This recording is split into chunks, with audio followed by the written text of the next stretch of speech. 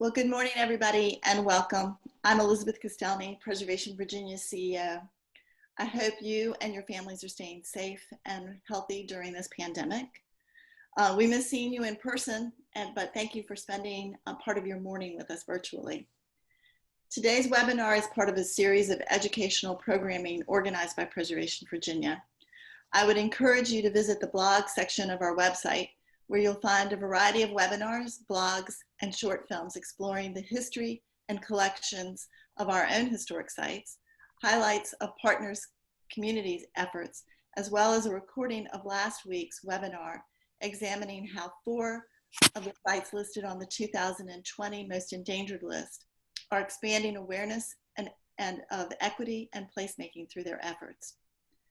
Before I introduce our participants this morning, we have a few housekeeping tips. This session is only 75 minutes long. We've allowed for an hour for presentations and 15 minutes for questions and wrap up.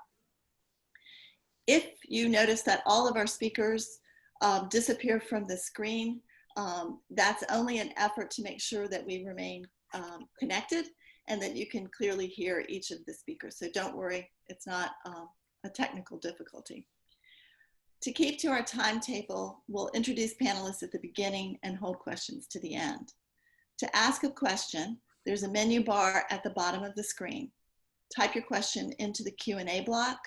We'll be using that to track questions. Our panelists will respond to as many questions as time allows. The session is being recorded and will be posted on our website for viewing later. Our topic today centers on how historic preservation can play a role in Virginia's recovery from the COVID-19 pandemic. A pandemic is arguably new territory for us all. Still, lessons learned from past economic downturns, including the Great Recession, can help us map a way forward. In those recoveries, historic rehabilitation of older buildings kept labor and material acquisition local and helped stimulate those economies.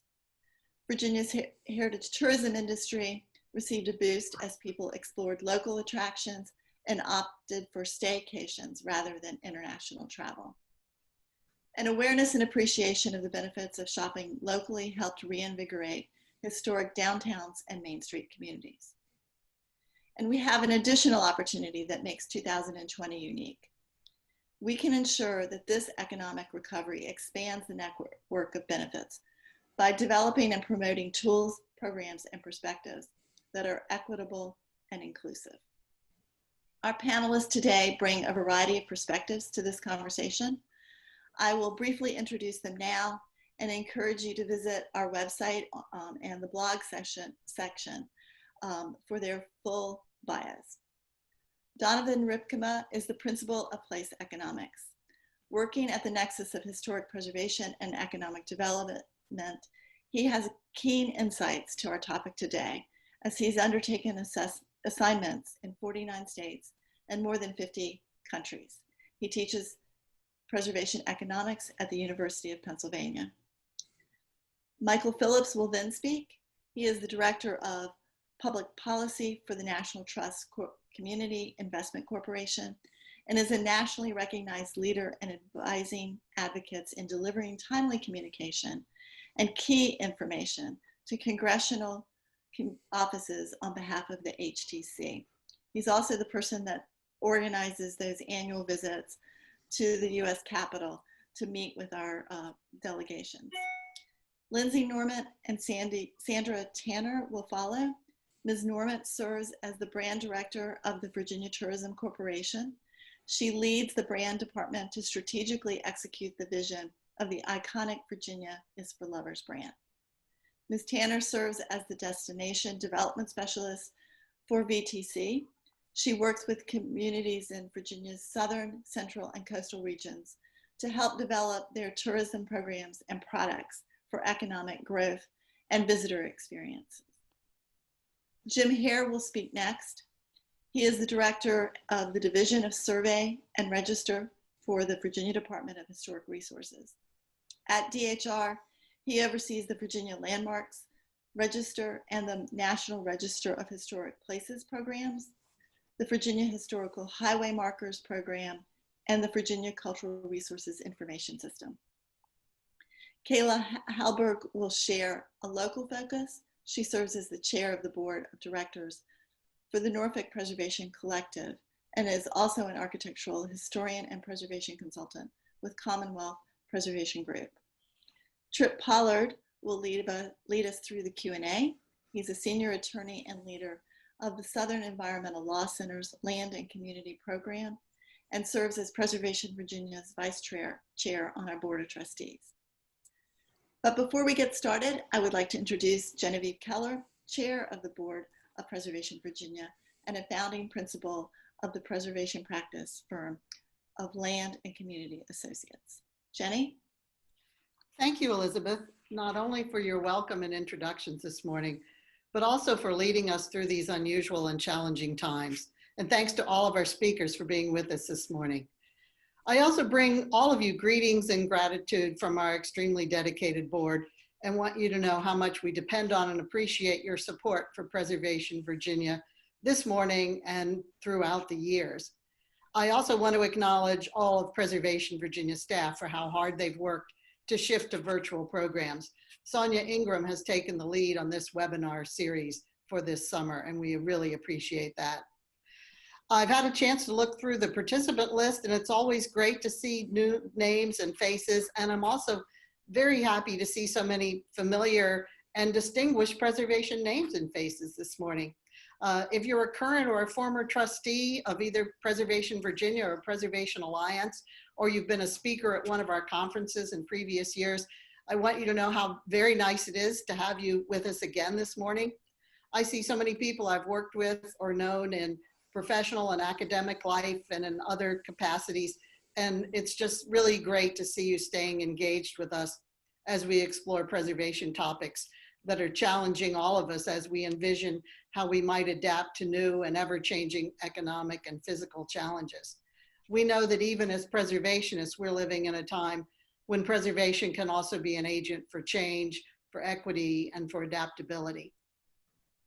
Economic issues have been front burner in Virginia since the 1990s when we first worked with Donovan Rypkema on the first ever statewide look at economic impacts of historic preservation. So it's very fitting that he kicks us off this morning, and I hope that all of you will enjoy and benefit from our program this morning. Thanks. I'll see if I can figure out how this works. You're supposed to be smarter than the technology to do this, but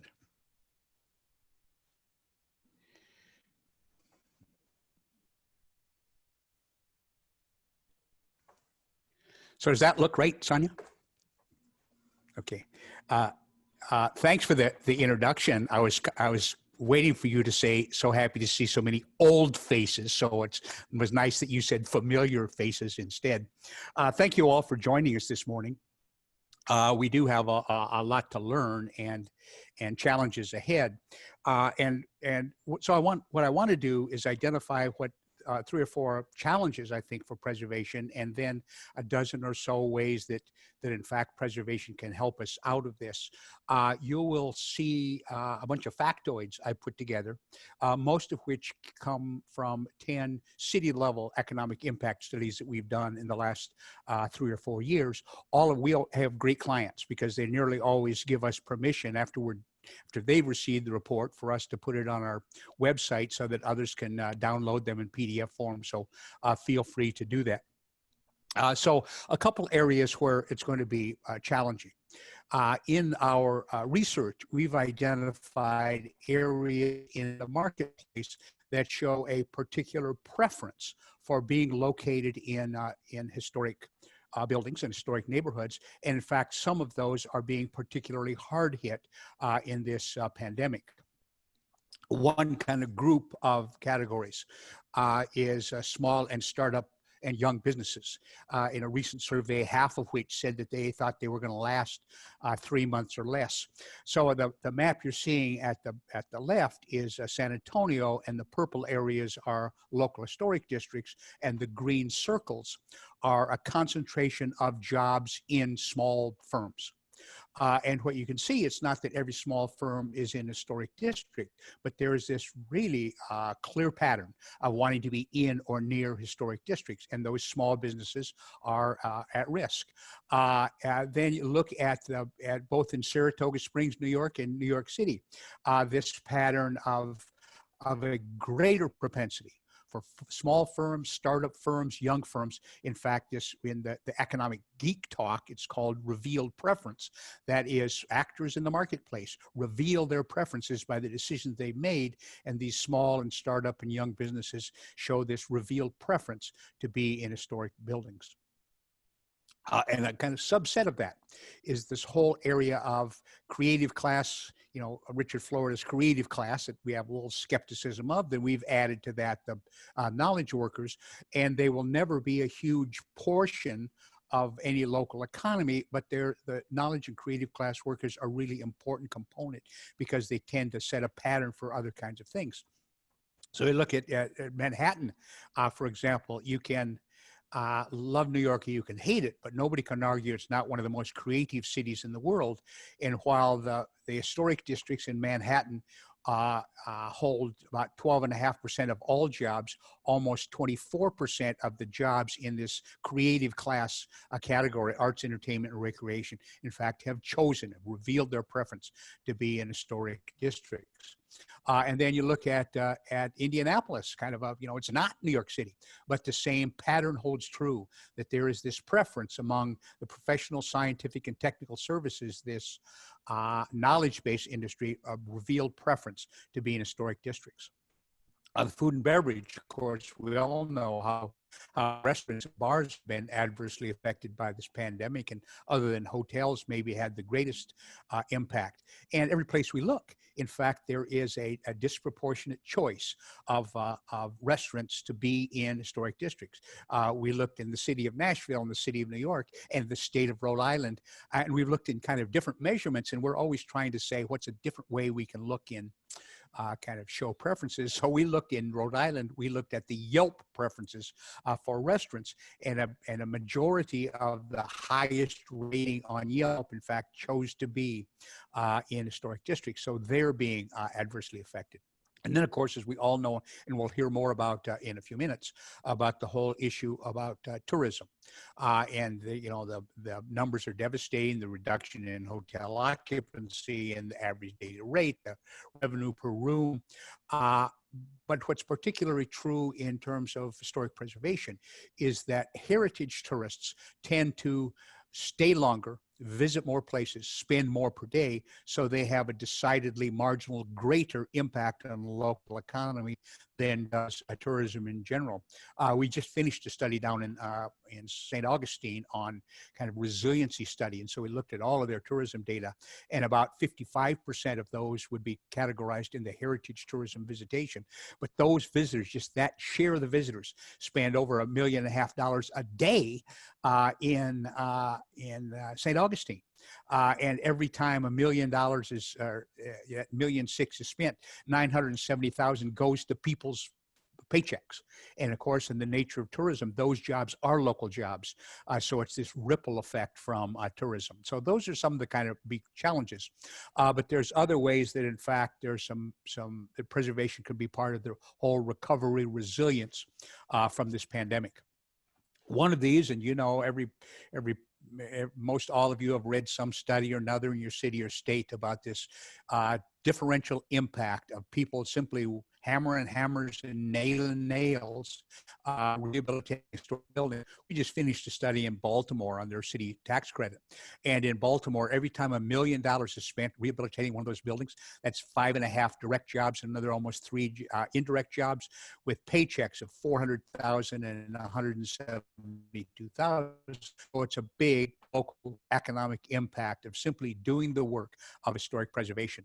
When we look nationally, is that and compare rehabilitation with new construction, is that every time There's 100 new construction jobs in the US, 135 jobs are created elsewhere in the economy, but every time there's 100 jobs in rehabilitation, that's 186 jobs elsewhere in the economy. That's this function of labor intensity. And then that translates, of course, to paychecks. $100 in labor income in new construction creates another $145 of income elsewhere in the economy, but $100 labor income rehabilitation creates $174 in labor income. So not only is it a big effect, but it's a relatively greater effect on a local economy than is new construction. And again, many of you work in the professions in historic preservation, and there is worldwide and throughout the U.S. really a skill shortage of people working with talented, qualified people working in the restoration trades. Well, the good news is this is really a kind of convergence of issues. Here you have large levels of unemployment, construction industry particularly hit. You have a shortage of skills in this area that's very labor intensive, and it's a great opportunity for job training to be incorporated in part of the recovery. Now, some people say, well, you can't be counting those construction jobs as those are short-term jobs. You finish the project and you're done. But that's a fundamental error in that if you think about the components of a building, some have short lives, some 10 years and some 100 years. But overall, the rule of thumb is about a third. There's probably a 30% average life of the components of a building, meaning that if a city committed to rehabilitating 3% of its building stock per year, they would have perpetual employment in the construction trades. We ought to be thinking about in terms of local economic development. Then there's what is acknowledged kind of two-sided issue, but this pattern of change in property values in local historic districts over time. Every place we looked, the rate of value change over time is greater in local historic districts than it is in the city at large. And again, in these two examples, in Indianapolis and in Savannah, where we looked and look at the dates of these, one case from 2003 to 2015 and the other from 99 to 2014. In both cases covered, we had kind of from the late 90s, early 2000s real estate going up at kind of ridiculous rates and then a crash and then a recovery. Well, in both Indianapolis and in Savannah, the value change over that up, down, and back up rate was better in local historic districts than it was the city as a whole. And again, in both Indianapolis and in Savannah, there are some very wealthy historic districts. There's also some very opposite of wealthy historic districts. Didn't matter, but they outperformed the market as a whole. But sometimes you just stop that discussion there. Okay, somebody who owned a historic house, made out better than somebody who didn't. But it doesn't stop there because our local governments run to a large extent on local property tax. Well, when you have higher rates of appreciation, that means higher assessed values. Higher assessed values meaning greater local property tax revenue, and that means more money to pay what local governments have to pay for. And local governments are the other big entity that's taken a hit in this recession. So there's more money to pay for the stuff that local governments pay for. So in Savannah, we looked at the incremental taxes attributable to the greater rates of appreciation of properties in local historic districts. So not all of the taxes that the district generate, just that additional amount of taxes because of the additional rate of value increase. Well, 1 year, and most of you know that local property taxes are usually shared among the school district, the county government, and the municipal government.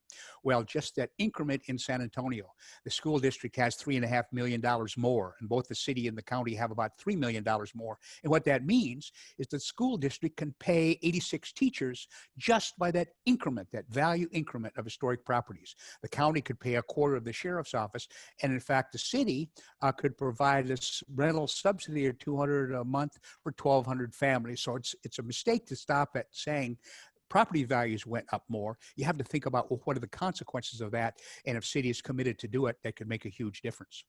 Again, it was mentioned earlier about maybe some lessons to be learned from from the last recovery? Well, here again in San Antonio, and we did a study in Miami-Dade County. So it's not that property values didn't go down in a historic district, but they went down less. They started their decline later, and they recovered sooner. We haven't seen the numbers yet, but this is going to have a huge impact on housing. And we need to look at historic preservation as part of the solution to that. The related thing that's probably even more important is the issue of foreclosure, is that there's this pattern in every place we look. This happens to be in San Antonio and Raleigh, of there being decidedly lower rates of foreclosure in historic districts. Now, we can't guarantee that's going to happen this time, and we're going to see foreclosures, no question about that. But at least the pattern from the last time is that there's a decidedly less rate of foreclosures in historic districts. And again, income levels and the district itself are not the variable. It's whether or not it's a local historic district. We can have, again, local government's going to be strapped. Who knows if Congress will appropriate money to help them out, but we can make new investment in our cities without expanding infrastructure when we reinvest in historic neighborhoods. This whole concept of what sustainability means, or environmental responsibility, it means reuse, repair, reduce, recycle. And that's for the economy, but that's exactly what historic preservation does. In Los Angeles, where we finished a study earlier this year, a quarter of everything in LA that goes to landfill is from construction debris. Every time there's a modest size house, a 2,000 square foot house raised in Los Angeles, 295 cubic yards of stuff, 84 tons of stuff goes to the landfill. So if you think about that kind of 4 parts about what it means to be environmentally responsible, reduce, reuse, repair, and recycle, historic preservation simply by doing it, in fact, does all of those things. Affordable housing is a major issue every place. That's going to continue to be. But a great analysis was done by a group here in Washington that looked at the use of the low-income housing tax credit across the country, and the cost per unit of creating a new construction unit using the low housing on average was $210,000, $50,000 more than the average cost of the acquiring and rehabilitating an existing building. This issue about density, who knows how this pandemic is going to play out in people's willingness to live in dense places, but too often people associate, density, that means high rises.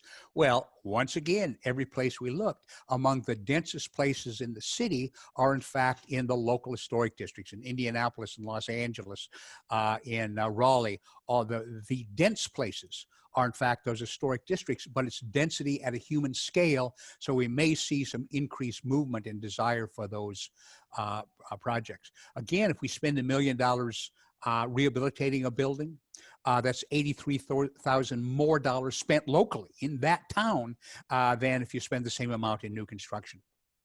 And then finally, this kind of third place, that for some time has been talking about the third place, that home is our first and work is our second, and where we meet other people is the third place. Well, now we've kind of combined numbers 1 and number 2. And so that third place is going to have an increasingly important a role in our lives, and more often than not, it's historic neighborhoods, sites, areas, parks that in fact constitute cities' third places. So we've done a couple of things. We've written a couple of publications, one on our suggestions on the strategies that ought to be used as part of the recovery, the preservation, particular housing, and also some of the reasons that historic preservation is good for your community. They're on our website, so you're welcome to download them. And thanks very much. And I'm looking forward to questions. Thanks. Thank you, Don. Just as a reminder, we are recording this session, so you'll be able to go back and review some of the things that have just been discussed. I think you've prompted a lot of questions and inspired a lot of thought around this. So we'll not only cover some of these subjects in the Q&A, and a reminder that button is in the bottom of your menu, but we'll also be able to post this on the website for later viewing. So next up, we have Mike Phillips. And just as a reminder for our panel, since we're having some connectivity problems, if you can make sure you're muted and even stopping your video while the other person's speaking. That'll help us to keep the connection. So Mike, thanks.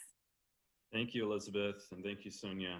Sonia has our slides up, but it kind of segues nicely with what Don was saying, just the ability of preservation to continue in an economic recovery environment. That's definitely something that we have been entering into congressional conversations with, but the real estate market in general is having difficulties, as Don hinted towards. All real estate projects and construction projects are finding difficulties, not just historic preservation rehabilitations, but the more difficult a project is, those difficulties seem to show up more pronounced. So just like a lot of the real estate industry and construction, we're seeing a lot of issues on site with cost overruns, with supply chains, with permitting, with the lack of the ability of having a large volume of construction workers on site. You have to reduce the capacity, stretch out the project, costs go up, sanitation stations, lots of unintended costs are being incurred on site to deal with this. They're having to retool what the building was going to be. Leasing issues, businesses that were signed up, ready to go, sometimes have now gone out of business, laid off their workers. Hospitality, real issues there. Was talking to a hotel, big hotel, had to lay off 200 workers, looking at it as a perfect time to rehab the hotel, trying to start to rehab, having trouble locking in the financing because it's a hospitality project, and difficulty getting loans from banks where months before it seemed like a sure thing. And so financing gaps with these projects. However, once these projects do get rolling, there's a tremendous ability to contribute to the economic recovery. So Sonia, if you could just move that next slide to the obstacles. Those are the items I just touched on. The lack of financing is a big one, and that's one thing that we can work on when it comes to what can be done on the congressional level of how to inject more capital into projects and to make these projects less risky as developers are trying to work through how to get these financing gaps filled. Next slide.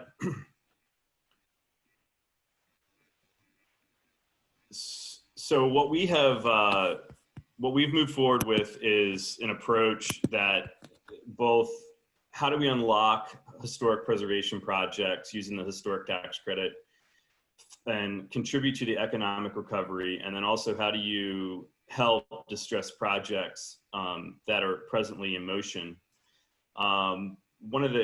We think the best way that we could contribute to the economic recovery is to just unlock all the areas where we see present issues and difficulty in historic rehab projects that are currently in motion and has been trying to get put into motion for years.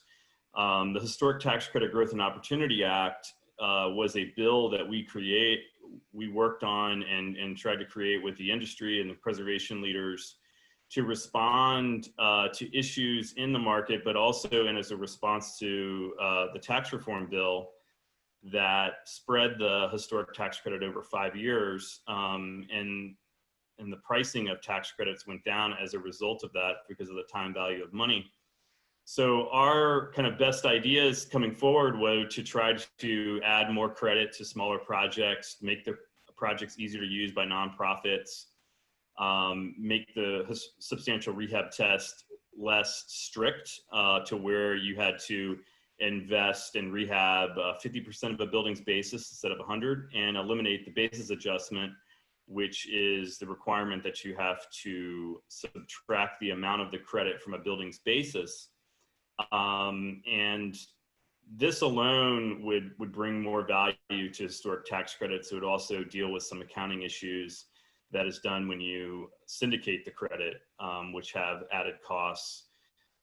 So those were kind of our bright ideas before the pandemic, and those were just even, we thought were just even more important as the pandemic has started, to say, okay, well, if we want to really unlock projects for the economic recovery, these are things that would really help developers and preservationists on the local level to get projects where they've been seeing difficulties.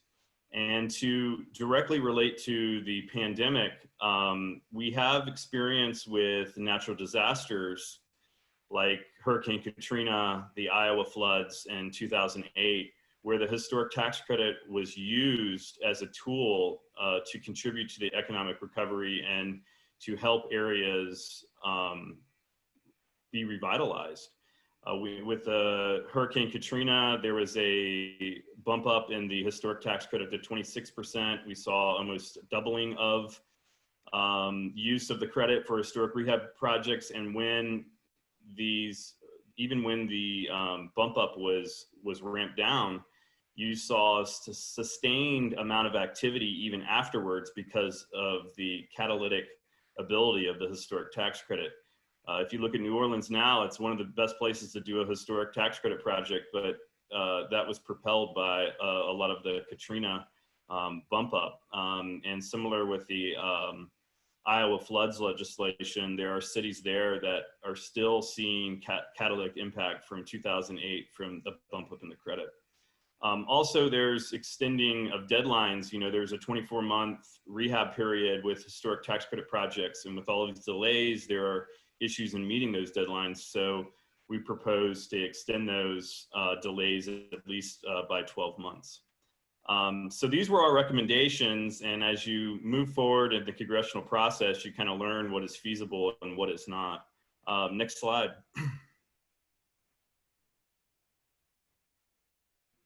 So we were very pleased that the House Infrastructure Bill, the Moving Forward Act, included the HTC Go provisions as an element of revitalization and infrastructure development.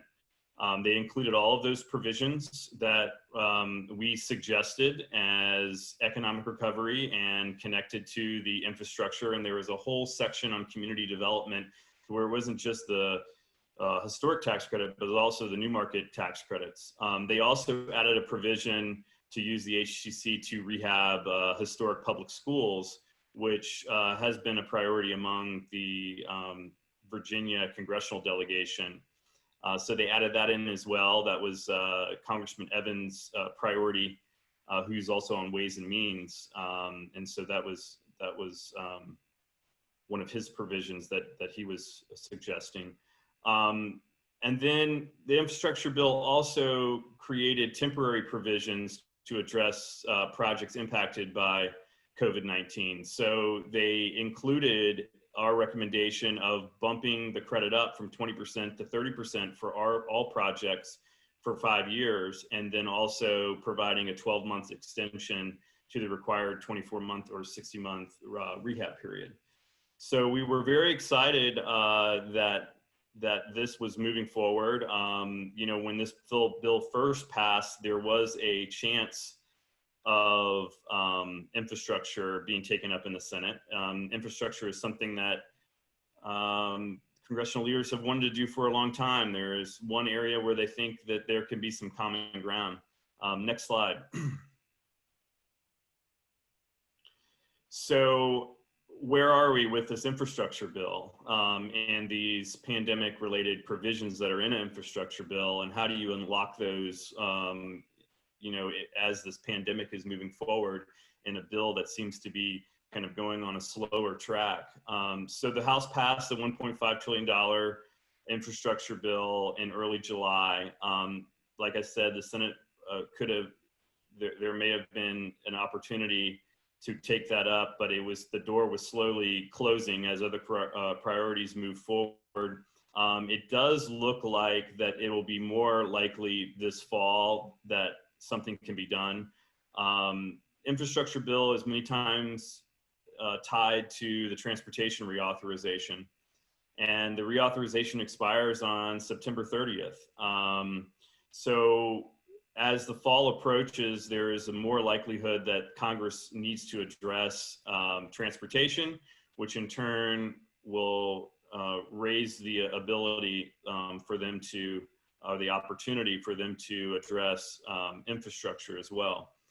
So once the transportation authorization expires, there will likely be short-term extensions to the transportation bill.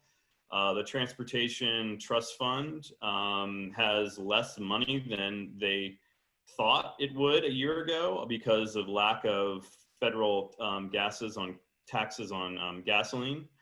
So they're going to have to work through these issues probably sooner rather than later. And as I was saying earlier, this is something that Republicans and Democrats want to come together on.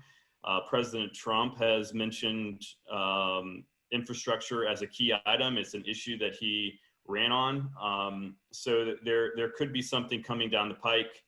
I think what we're going to see is that after the elections, it'll be a renewed effort to get something passed beyond these extensions into 2021, when the political dynamics are figured out and we can see whether a deal can get done. But what does that mean for these pandemic-related provisions that were in the infrastructure bill? Next slide. So with these related provisions, the Democrats had a little bit of in my opinion, had a strategy going on here that they were going to these negotiations with a bill that featured provisions that both Republicans and Democrats liked. And then Republicans were saying, okay, you have this large bill. We like some of it. This is the portion that we're going to take. And here we go. This is what we want to pass. We just made a compromise and we're going to pass this bill. So in looking at this strategy of how you get around that, it seems that Democratic leaders move forward with the $3 trillion HEROES Act that had mainly Democratic priorities in the bill. So these were priorities that were not so much bipartisan. It may have had some bipartisan support, but they were mainly Democratic priorities. And so you didn't have this kind of middle of the road provisions in there that everybody loved that can be cherry picked in a negotiation. And then secondly, you had the Moving Forward Act, HR 2, which was passed, which contained temporary provisions related to the pandemic. So what appears to be happening is that Democratic leadership is taking the HEROES Act and then other bills that have been passed that have pandemic related provisions and bringing them to the negotiating table for this COVID-19 bill that is presently being discussed in Congress. Next slide. The Senate has been waiting to see what happens with the economy, how the pandemic is doing, whether it's increasing, whether there are hotspots, whether it's a full-blown reemergence in a pandemic. I think those questions have kind of been settled, that they need to do something, that the pandemic is, flaring up in other places. It's flaring up in kind of some strongholds in Republican areas of the country. So there, and then the job numbers are also, they were getting better, but then there does seem to be a shift in that, where it's really struggling in particular areas that important Republican members and elections are going on. So it does look like that something needs to be done. I think that's very obvious. There's 5 or 6 senators that are in really tough elections, and those areas, they need to go home saying they're doing something on behalf of their being the senator of that particular state. And then across the country too, I mean, folks want to go home this fall and say that this is how we're dealing with COVID-19. The priorities of the Senate Republicans are keeping people employed, helping kids get back to school, ensuring adequate funding for healthcare, and then also helping with liability protections for businesses, schools, and universities. Next slide.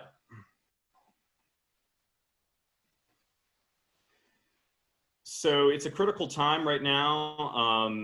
The Senate is bringing their bill forward. If not today, then early next week. We could really use your assistance and advocacy, especially with the Senate. We think that the pandemic-related provisions, like the bump up to 30% and the 12-month extension, is the most likely to be included in a COVID-19 bill. It's going to be a tough hill to climb, but we ask you to reach out to your senators, express to them support for temporary provisions for the HTC. If you know of pandemic-related projects, please share those projects, share the challenges, and how a bump up in the historic tax credit would help them. Thanks so much.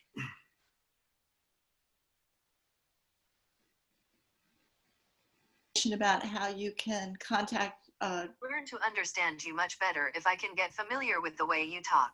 I need your permission to help. No idea what that is.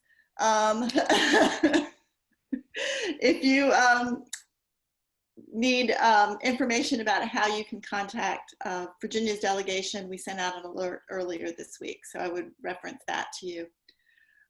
Next up, we have Sandy and Lindsay from VTC. Thank you, Elizabeth. And since you introduced me earlier, I'm not going to go through all of that again, but I will tell you that we have 5 other tourism or destination development specialists across the regions. So if you're interested, you can get in touch with me afterwards, and I'll put you in touch with those specialists.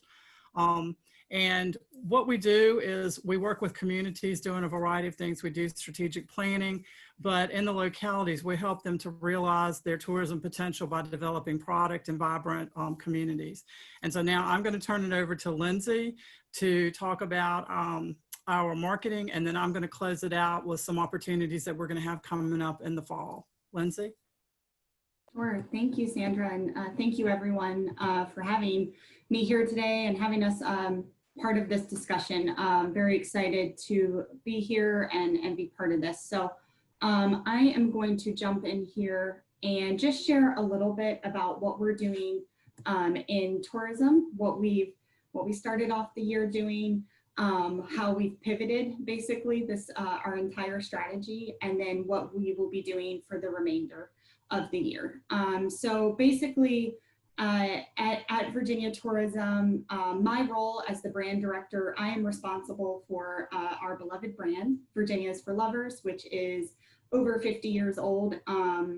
I'm also in charge of our paid advertising and our strategy that goes along with that.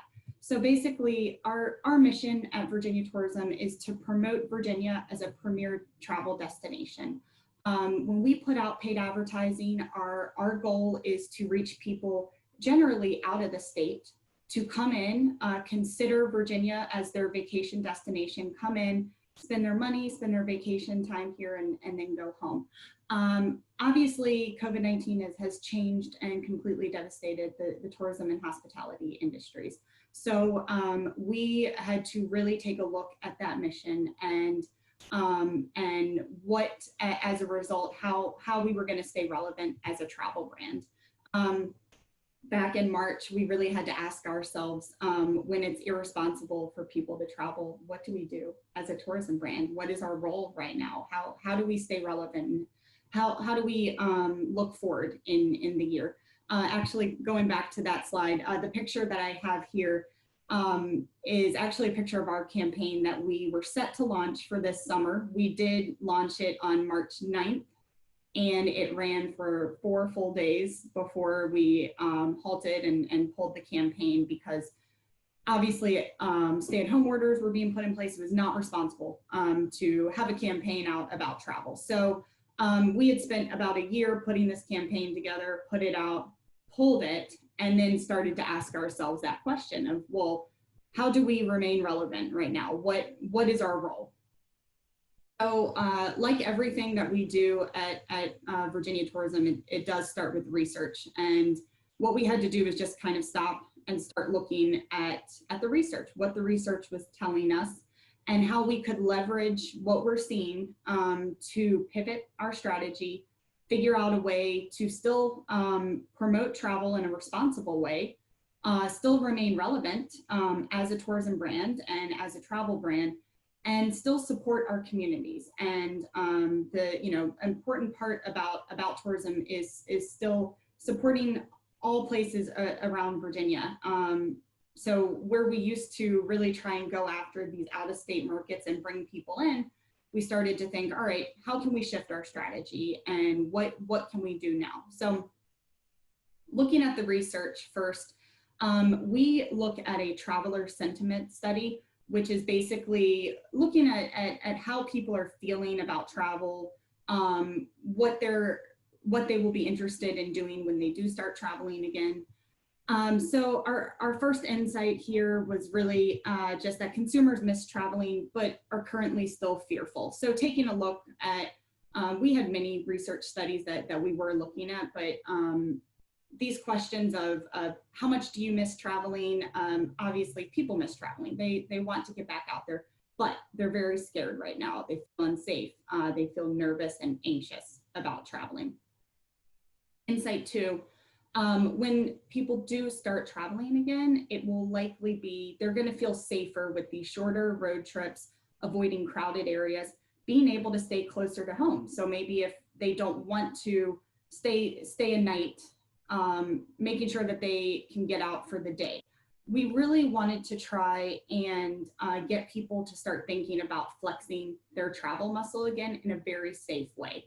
So just looking at some of the research here, this question was asking people, which activities would you feel safe doing? So at the top are the activities that they feel the most unsafe doing. At the bottom, where I've highlighted, these activities were what people felt more safe kind of re-entering the travel space. So outdoor activities, taking a road trip, being in the safety of their own vehicle, visiting friends and family.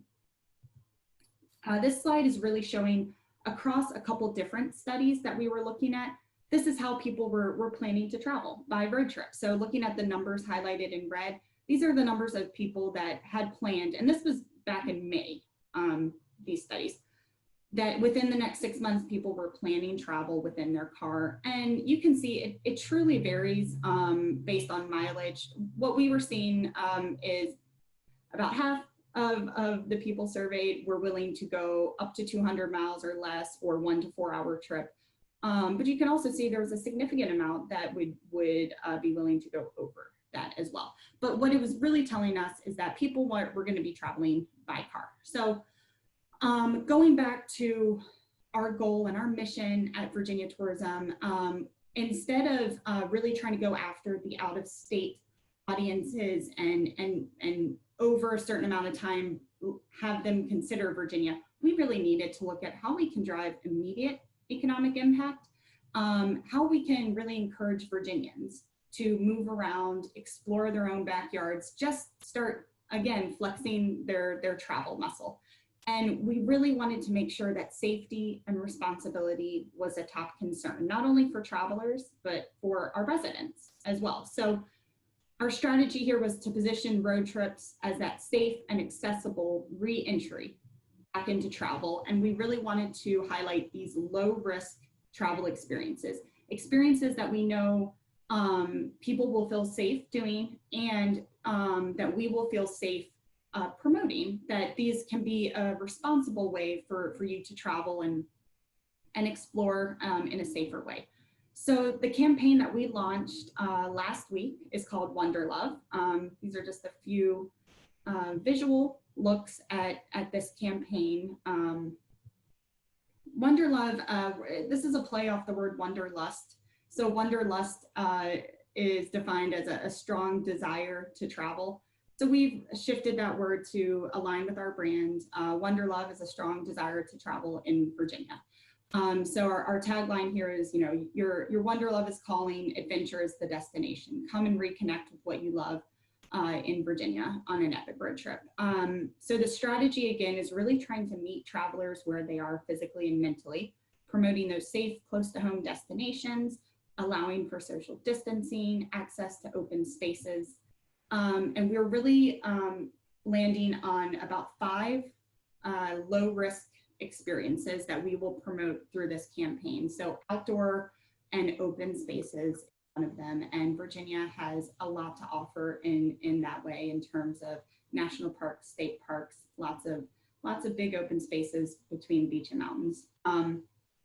Hidden gems is something that goes hand in hand with road trips as you are exploring on the road, that being able to highlight maybe some of these secret spots, these hidden things that people don't necessarily know about. And it's within those, within that category that we are always trying to find new things to promote, because travelers love that. And so thinking about a road trip, a really fun part of that is being able to find things that are not really well known to other people. So trying to promote some of those hidden things, hidden stories, or gems that people don't know about.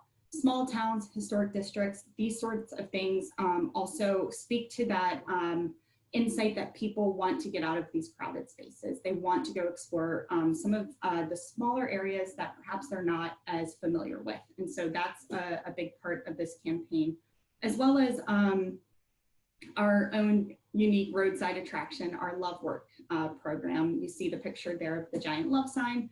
This program that we have, a super successful program, it's about 7 years old now. We actually set up a reimbursement program for our partners around the state to build their own love signs, and we reimburse them up to a certain amount to build those. So it's been incredibly successful. We have about 220 love signs around the state. We also think they lend themselves to a great road trip. And so it really does allow people the opportunity to look at the map of where these love signs are located and get in their car and drive around in that way. So just from a creative point, we are launching a video series that will show different road trips. We'll be putting this out on YouTube, our social channels, our website. The videos are meant to really grab attention and provide sort of that inspiration for people. We will be targeting local Virginians, and with this video series. This is a look at our first video series. We worked with different photographers who live around the state of Virginia. So again, we wanted to ensure that we're capturing things in a safe way. So we found photographers and videographers in certain parts of the state. We had them leave their home, go for the day, go capture video content and put it together into this great road trip. So we have about five different road trip videos coming out, and they will all lead to our website, our landing page that talks all about Wonder Love. It will talk about road trips, small towns, hidden gems, outdoor experiences, all the things that we feel like are these low risk travel experiences for people to start to explore again. And another added layer of this is that we did issue a grant with this campaign. And so we were really fortunate that we were able to do this and offer this to our other destination marketing office partners. We were able to give them $10,000 to participate in this campaign. It is, it's, for any destination around the state, whether it's the, Charlottesville Office of Tourism, for an example, any of those destinations can create road trips and itineraries and be part of this campaign, or talk about their outdoor activities or their small town experiences. So what we're doing is really trying to get as much partner participation in this. The grant was specifically for our DMO partners, but we do have a website, a landing page on our website for the industry, vatc.org is where this is located. And we have templates. This is a small look at some of the creative templates that we have available, but any partner in Virginia that wishes to participate in this campaign can do so. We have all of the creative up on our site. You can download the logos, any of the creative templates, participate on your own. It's a great way for us to talk about, again, these low risk travel experiences in destinations around Virginia, and just ways to get people to safely and responsibly get back out there and explore. What we're kind of shifting and pivoting to right now, and we really do see Wonderlove, that campaign, lasting throughout the end of the year. As we get to next year, we will take a look and see our strategy from there, and what we will do for 2021. So I will send it back over to Sandra, and also looking forward to answering any questions. Thank you, Lindsay, for sharing our marketing campaigns and also how we had to pivot in the challenges that we've had with COVID. So I'm going to close out our part of the presentation by talking about some upcoming opportunities that we have. We're currently in the process of developing an MLP recovery grant. We anticipate that it's going to be opening in August, and it would be grants for up to $20,000. So stay tuned for that. Also in the fall of 2020, we're going to roll out our statewide tourism plan known as Drive 2.0.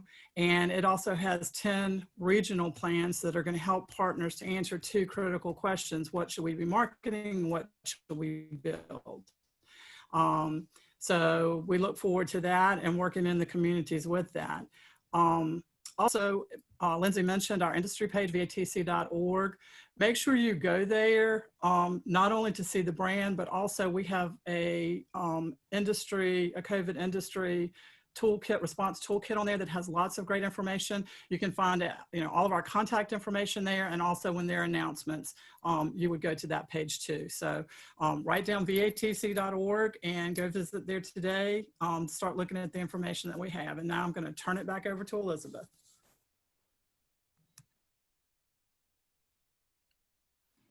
Thank you both.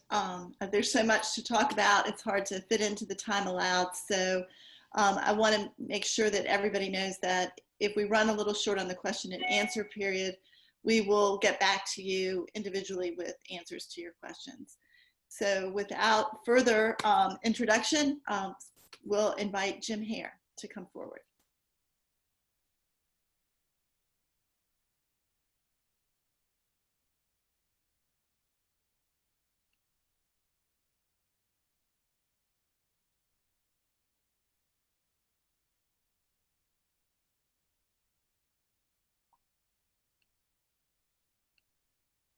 Jim, your mute button is still on.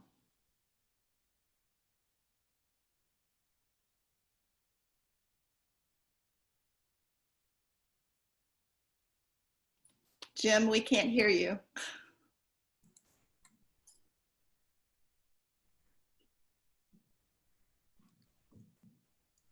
Sorry about that. Think I'm back in the game now, hopefully. Great. Yes, we can hear you. Okay. So very quickly, I mean, we have been primarily working at home. Our agency this is probably the most boring slide you could show on a PowerPoint, but just to give you the scale of our agency, this is all of us. Since the stay-at-home order came down in mid-March, we have virtually all been working at our own offices at home. That's not to say our offices are closed, because there are some people there, and actually no state offices are closed except for where you get your driver's license, I think, at this point. But we've been able to keep things going just by having people make appointments to come in and continue to use our publicly available areas, chiefly our archives and our archaeological collections. So that's been great. I think the reason we've been able to work so successfully, and I feel like we haven't had to drop the ball on anything, quite honestly, is that we've had a culture of telework at the agency for quite some time, and a number of our people already do that on a regular basis. So when all of us had to transfer over to it, it was not a huge transition to make. I think our biggest transition and challenge, of course, was to hold public meetings. And preservation is nothing if it's not a people business. So that has been a setback, and yet it hit chiefly our quarterly board meetings, the State Yeah. Review Board and the Board of Historic Resources. Jim, can I interrupt you? You haven't gotten your slideshow up on the screen. We can't see it. Okay.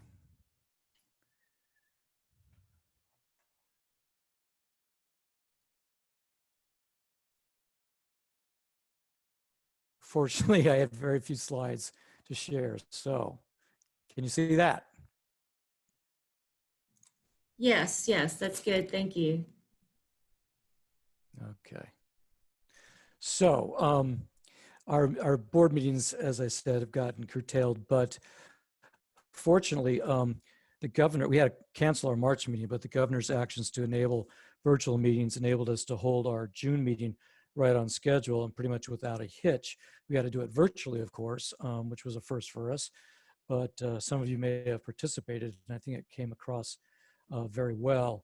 At the June board meetings, the board was able to catch up on all the missed business from March, and as a result, 13 new properties were listed into the Virginia Landmarks Register, which is great. 4 of those were also African American resources, which we were happy to see make the list. I'm showing here the J. Eugene Diggs residence down in Norfolk.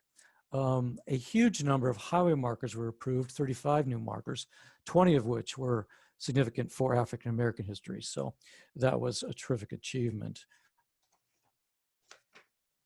Of course, it would be hard to give this talk without acknowledging that the COVID crisis hit almost at the same time that we had this horrendous activity in Minneapolis that set the whole nation literally sort of on fire. And for us at DHR, that's been particularly upsetting and also very impactful. The slide here shows the Daughter of the Confederates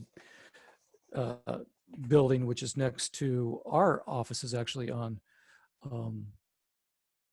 Kensington and Boulevard. So we were lucky to be able to have our restoration and conservation staff available to assist the DAR remove some of the and deal with some of the archival material that was damaged during that event.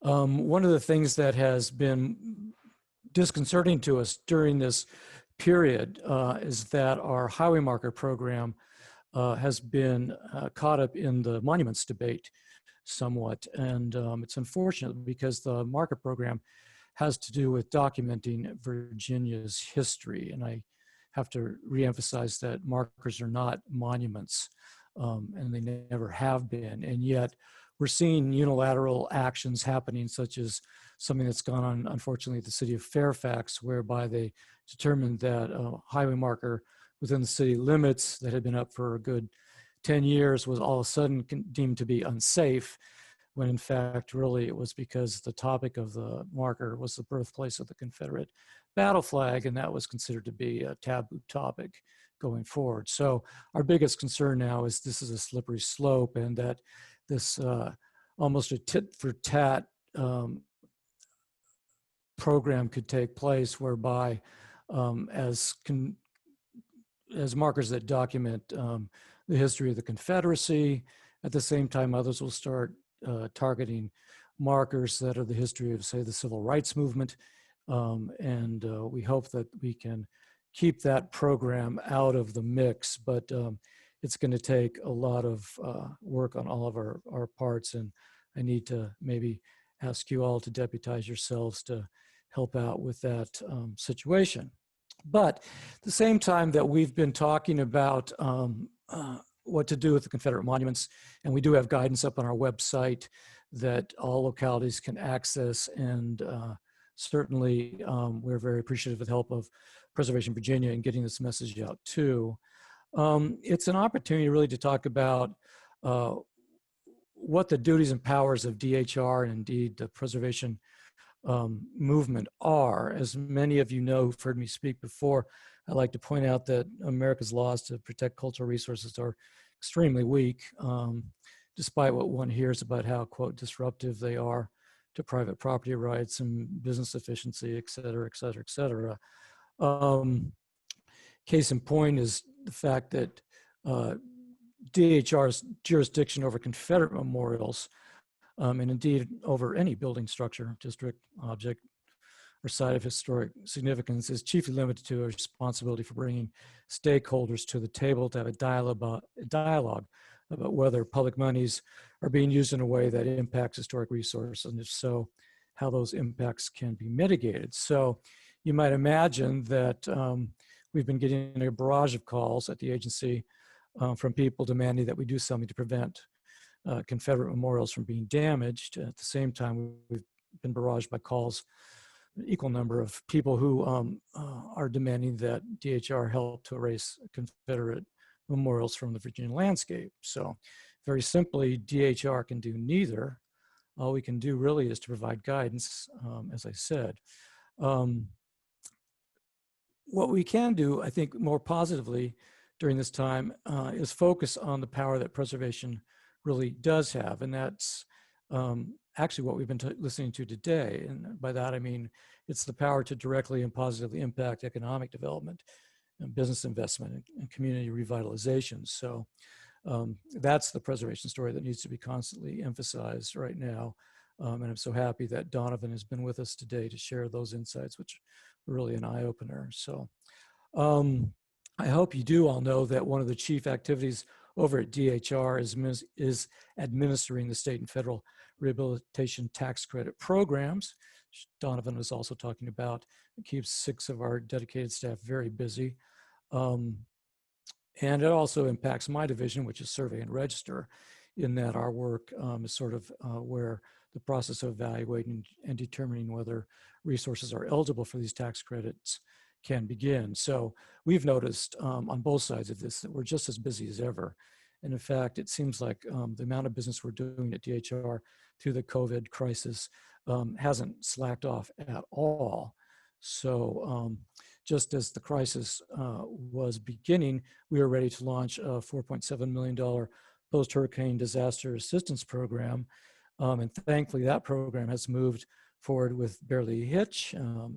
Although I can joke around and say, for the first time in my life, I have a new staff member, Caitlin Sylvester, who some of you may know, but I've actually never had the pleasure of meeting her in person yet. And yet she's been doing a great job along with our own Blake McDonald getting that program out, which is very, very important because it's going to be injecting several $1 million back into local economies and into preservation projects in more than 50 Virginia counties and localities that are eligible for assistance right at a time when they need it most. So this is going to be a boon to preservation consultants who will be working with to execute approved work.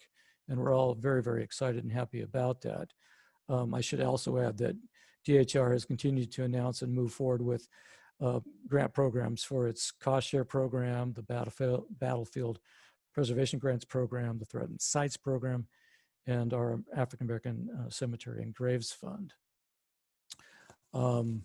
Quickly, I'd like to just point out the fact that we're doing so much more online these days. And in fact, the reason we've been successful transitioning through the COVID crisis is that so much of our work to get our content online and available digitally has been successful. And it's the one lesson that we really have learned, that making information easily available to everyone is not only vital, but it's going to be our new normal going forward. So I hope you're all familiar with Virginia Landmarks Register Online, which you access via the DHR website.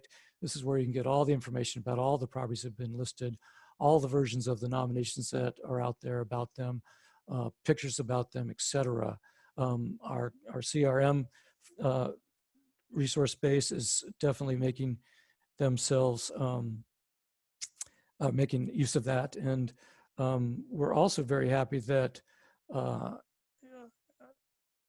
we can report now that our efforts to digitize our cultural resource reports has been very, very successful.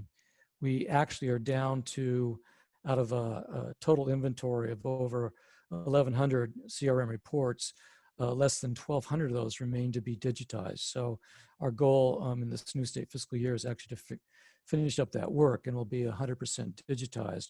And you can imagine how important that is in terms of a way to save time and effort for the people that need to access that information. You know, this is essential to the 106 process, and that's the one that is so often cited by industry and government naysayers as the forces of preservation that cause everybody to take a step back rather than moving forward. So we're pretty happy about that. I'm not so sure every SHPO in the country can match this record. I'm sure there are some, but for us, it's been very, very positive, and we're just happy to see it come to fruition during this crisis period. For me, it means that Virginia is not just a great place to live, but it's also a great place to do the business of preservation. So thank you. Thanks, Jim. We're running a little bit behind, so Kayla, you want to take it over? Hi. Yeah, so I'll make this short and quick.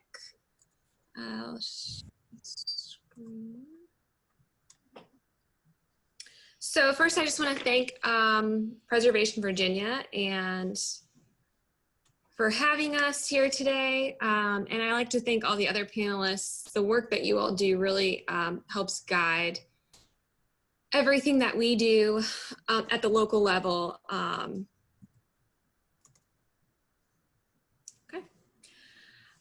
So Elizabeth asked me to talk a little bit about what Norfolk Preservation Collective has been doing as a local organization during this time and how we've been impacted by and also adapted to COVID-19. So I had planned to talk a little bit about the history of NPC, but I'll just keep that short due to time. But we're a really young organization. We were formed in January of 2019 and just recently finished finalizing our founding documents. So we are an official 501c3 nonprofit with the mission to educate, advocate, and celebrate historic preservation in the city of Norfolk. We've primarily done our work through behind the scenes tours of rehabbed buildings in our city, through participating in other engagement events like Safe Fest and Park Place and Engage Norfolk, and also through our annual awards event. In early March, NPC announced its call for nominations for its second Historic Preservation Awards program. We did broad public outreach about the event through our social media outlets, email campaigns, and through an interview with a Virginian pilot. And the newspaper article really launched our presence, and we had a feedback and interactions with people via social media and through email. But within a couple of weeks, Virginia was under a stay-at-home order, and NPC, like all of our colleagues around the state, country, and the world, were trying to determine what to do next. By early April, NPC made the decision to focus our efforts on promoting the people who make preservation possible, and we canceled the preservation awards event, and shared our desire to promote and support self-preservation with our audiences. During this time, we put people at the center of preservation, and we asked our followers to post photos of themselves at their homes, in their yards, around their neighborhoods to show love for the places where we were staying at home.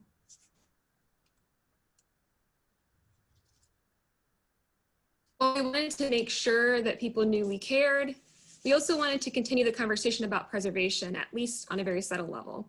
We knew that preservation and our historic places were going to be an important part of the recovery effort, and that they were also critical to our quality of life during physical distancing. So while we were trying to be mindful of the hardships of our neighbors and we're doing our best not to appear tone deaf, we also realized that people were looking for a welcome distraction, at least virtually. During Preservation Month, we promoted a #PreserveNFK social media campaign that continued to focus on people and places. We started an Instagram account for the first time, and have seen an incredibly diverse and growing following on social media, likely due to our use of tags such as #ThisPlaceMatters, among others. We have individuals, businesses, and other organizations and institutions following us on Instagram locally from other places in Virginia and from even places from out of state. This has also brought our attention to things that other cities and organizations are doing to adapt during this time, which has really helped, I think, the entire preservation community come together and really share ideas and figure out what we can do to keep promoting preservation. In addition to shifting the focus, we heard from our partners around the state how important it was to engage, to create engaging social media posts. So we posed some questions to our followers, asking them to directly engage and share their ideas with us. It was always part of our vision to engage, to be engaging and inclusive as an organization, but I really think that COVID has propelled us into that much more quickly. Much to my surprise, people really engaged with our posts and started conversations around our directed questions. And I even got email responses from folks and colleagues and friends of mine who heard about our posts but don't even have social media accounts. Also during Preservation Month, we partnered with the Elizabeth River Trail to host a virtual behind-the-scenes tour. We have been talking about doing a virtual tour since late March because we really wanted to keep up our momentum as a really young organization. The partnership between MPC and ERT seemed to form naturally. Their interests in preservation of the city's shoreline and promotion of areas along the trail, including numerous historic buildings and neighborhoods, and our shared appreciation for inherent sustainability of preservation made us natural partners for an event like this. The tour was streamed live on Facebook and was led by the building owner and the architect of the rehab project, who's also now a board member of MPC. Unfortunately, while I had planned to be a part of the tour, I had been exposed to COVID just a few days before that. So this presented a new challenge. How did we ensure that NPC had a presence, even though we weren't there virtually, or we weren't present for the tour? So I decided to participate virtually on the other end by answering questions live as audience members submitted them. We also prepared owners and the architect with questions that we thought preservation-minded viewers would want to hear about. Questions like, why did you decide to preserve this building? How did you paint? How did you remove the paint from the masonry? And what were your biggest challenges? And I would say that both the owner and the architect and ERT did a fabulous job of talking about preservation in place of someone from NPC being there. So the tour lasted about 20 to 30 minutes, and within a couple of weeks, the video had more than 1,000 views. For us, this was a huge success and a huge increase in our virtual presence. We certainly have our partners to thank for their help on this one as well. And we hope to continue to develop these kinds of partnerships with other organizations in our area. We're also planning our next virtual tours, so be on the lookout. You can follow us as we post more information about those. But we're going to be going behind the scenes on a rehab project for a mid-century modern bank building, as well as an early 20th century department store in downtown. So we're really excited about these upcoming events. And while we're still in a wait and see pattern on in-person events for now, we're taking advantage of this time to learn and test out these new technologies, advocate virtually, and work hard behind the scenes to promote preservation. Turn it back over to Elizabeth. And thanks again.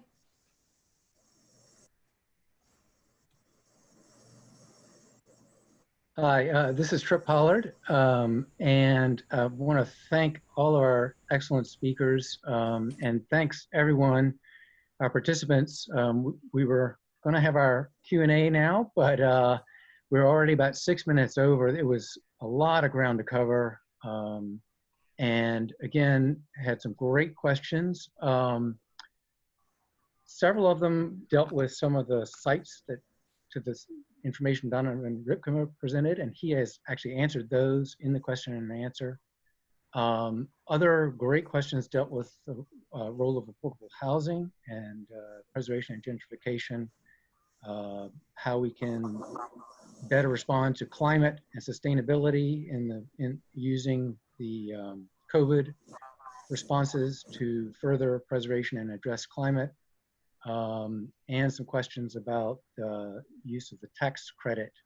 That one was from Michael, about assisting small mom and pop property owners in rural communities or Main Street.